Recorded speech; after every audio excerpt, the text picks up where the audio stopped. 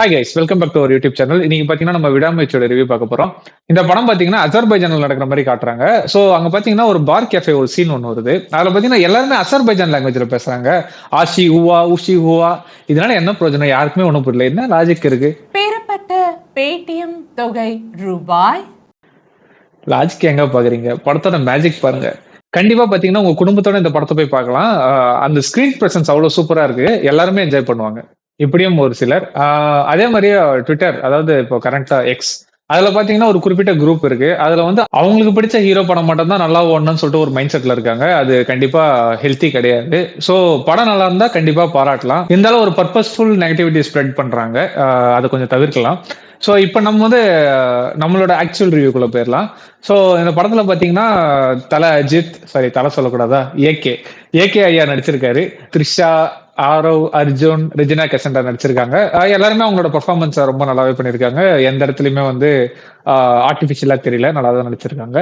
முக்கியமா சொல்லணும்னா இந்த படத்தோட சினிமாட்டோகிராஃபரை பத்தி நம்ம பாராட்டியே ஆகணும். ஓம் பிரகாஷ் படத்தை வந்து அப்படி ஒரு லிஃப்ட் பண்ணியிருக்காருன்னே சொல்லலாம். அவரோட சினிமாட்டோகிராஃபி பிளஸ் அனிருத்தோட பிஜிஎம்ஸ் நிறைய சீன்ஸை வந்து பயங்கரமா எலிவேட் பண்ணிருக்கு. அனிருத் பாத்தீங்கன்னா நிறைய வெரைட்டி ஆஃப் பிஜிஎம் யூஸ் பண்ணாம ஒரு லிமிடெட் பிஜிஎம்ஸ் தான் போட்டிருக்காரு. ஆனா ரொம்ப எஃபெக்டிவா இருந்திருக்கு.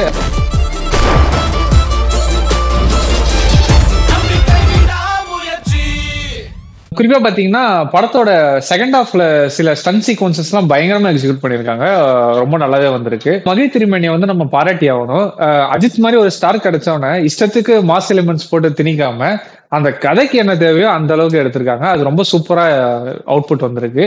முக்கியமா நம்ம அஜித் இந்த விஷயத்துல பாராட்டி ஆகணும். ஏன்னா ஒரு வல்னரபிள் மேனா வந்து அவரோட கேரக்டரை டிசைன் பண்ணியிருக்காங்க.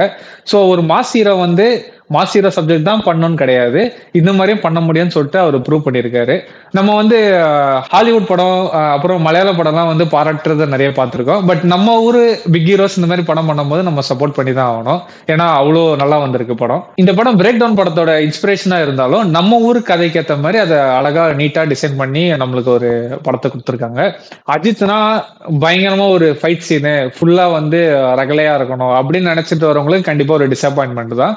பட் ஸ்டில் பாத்தீங்கன்னா இப்படியும் படம் நடிக்கலாம், மாஸ் ஹீரோஸ் இப்படியும் படம் நடிக்கலாம்னு சொல்லிட்டு காமிச்சிருக்காரு. படத்துல வந்து நிறைய பேருக்கு நிறைய பெர்ஸ்பெக்டிவ் இருக்கு. சில பேருக்கு சில இடம் நெகட்டிவா தோணிருக்கு. பட் தனிப்பட்ட முறையில எங்களுக்கு எந்த நெகட்டிவுமே தோணல. படம் வந்து ரொம்ப நீட்டான படம் மாதிரி தான் இருந்துச்சு.